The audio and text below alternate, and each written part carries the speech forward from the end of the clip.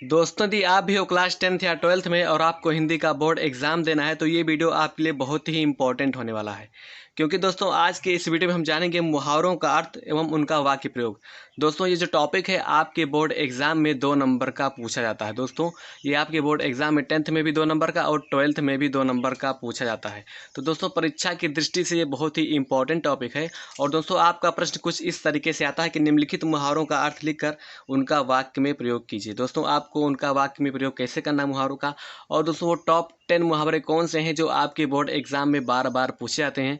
दोस्तों आज की इस वीडियो में हम इन टॉपिक को कवर करेंगे और आपको ये भी बताएंगे दोस्तों आपको किन मुहावरों को याद करके जाना है जिससे आपको दोस्तों पूरे के पूरे अंक 2 नंबर आपकी बोर्ड परीक्षा में आपको मिल सकें। और दोस्तों वो 10 प्लस मुहावरे कौन से हैं जो आपको पढ़ के जाना है। तो चलिए दोस्तों बिना टाइम वेस्ट किए हम वीडियो को शुरू करते हैं।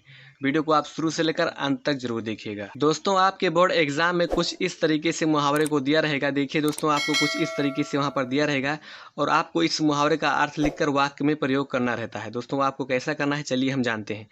दोस्तों जो यहाँ पर दिया हुआ है अक्ल का दुश्मन होना, दोस्तों ये वेरी मोस्ट इंपॉर्टेंट है, इसको आप जरूर पढ़ लीजिएगा। तो दोस्तों अक्ल का दुश्मन होना इसका अर्थ हो जाएगा महामूर्ख होना। आपको ऐसा लिखना रहेगा महामूर्ख होना। दोस्तों ये इसका अर्थ हो गया। अब इसको वाक्य में प्रयोग करना है तो वाक्य में प्रयोग करने के लिए हम लिखेंगे यार तुम तो सचमुच ही अक्ल के दुश्मन हो। अब देखिए दोस्तों यहाँ पर अक्ल के दुश्मन का वाक्य में प्रयोग होगा। इसमें क्या करना रहता है, आपको एक वाक्य बना देना रहता है जिससे दोस्तों यह स्पष्ट हो सके। तो यहाँ पर बन गया यार तुम तो सचमुच ही अक्ल के दुश्मन हो। और दूसरा हमारा दोस्तों है अक्ल पर पत्थर पड़ना, यानी बुद्धि नष्ट हो जाना। आदमी कहते हैं ना कि तुम्हारी लगता है तुम्हारी अक्ल पर पत्थर पड़ गया है, तो उसके मतलब आपकी बुद्धि नष्ट हो गई है। तो इसको आप वाक्य में प्रयोग करेंगे परीक्षा भवन में घुसते ही मेरी अक्ल पर पत्थर पड़ गए। होता है ना कि जब आप परीक्षा देने जाते हैं तो आप सब कुछ भूल जाते हैं। आपके सामने जब पेपर आता है आप सब कुछ भूल जाते हैं कि मुझे इसमें क्या लिखना है, मुझे क्या याद है। तो उसी तरह आपको इस तरह वाक्य प्रयोग कर देना है।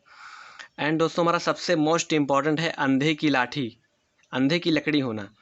अंधे की लकड़ी होना यानी कि गरीबों का सहारा होना। अंधे की लकड़ी होना यानी इसका अर्थ क्या होगा, गरीबों का सहारा होना। तो इसका वाक्य में प्रयोग हो जाएगा इस बुढ़ापे में तुम ही मुझ अंधे की लकड़ी हो। जैसे माता पिता अपने बच्चों को कहते हैं कि बेटा तुम ही मेरे इस सहारे में लकड़ी हो, मेरे इस बुढ़ापे में तुम अंधे की लकड़ी हो। और दोस्तों हमारा सबसे इम्पॉर्टेंट है अपना उल्लू सीधा करना। इसका दोस्तों हिंदी में अर्थ हो जाएगा, यानी जब इसका हम अर्थ निकालेंगे हो जाएगा अपना मतलब निकालना। और इसका जब हम वाक्य में प्रयोग करेंगे तो हो जाएगा नेता लोग केवल अपना उल्लू सीधा करने की ताक में रहते हैं।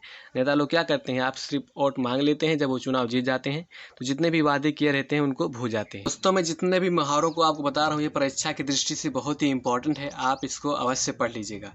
हमारा अगला मुहावरा है आकाश पाताल एक करना।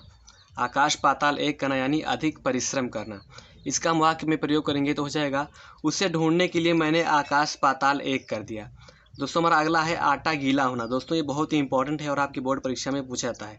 आटा गीला होना दोस्तों इसका अर्थ हो जाएगा विपत्ति पड़ना। इसका हम वाक्य प्रयोग करेंगे हो जाएगा बरसात में घर क्या गिर गया, गरीबी में आटा गीला हो गया। ठीक। और दोस्तों हमारा अगला है आस्तीन का सांप होना। दोस्तों ये बार बार पूछा जाता है इसलिए आप इसको एकदम ध्यान से पढ़ लीजिएगा। आस्तीन का सांप होना, इसका हम दोस्तों अर्थ निकालेंगे हो जाएगा मित्रवत व्यवहार करके धोखा देना। इसका दोस्तों वाक्य प्रयोग हम करेंगे हो जाएगा तुम तो आस्तीन का सांप निकले जाकर सारा भेद शत्रु को बता दिए। फिर दोस्तों उसके बाद में आपका अगला है आँख का अंधा नाम नैन सुख, यानी कि इसका अर्थ हो जाएगा नाम के अनुरूप गुण का ना होना।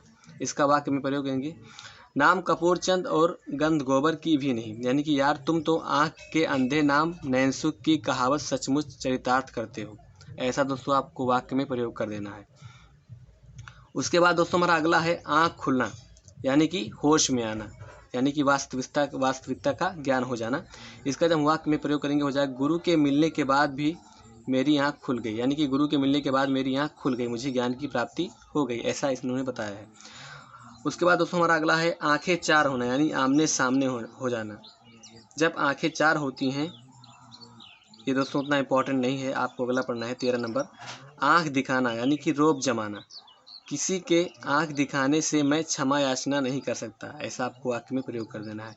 उसके बाद दोस्तों आपका वेरी मोस्ट इंपॉर्टेंट है आँखों का तारा होना, यानी कि अत्यंत ही प्रिय होना। बालक माँ की आंखों का तारा होता है। इस तरह दोस्तों आपके टॉप 10 हो गए मुहावरे जो आपकी बोर्ड परीक्षा में बार बार पूछे जाते हैं।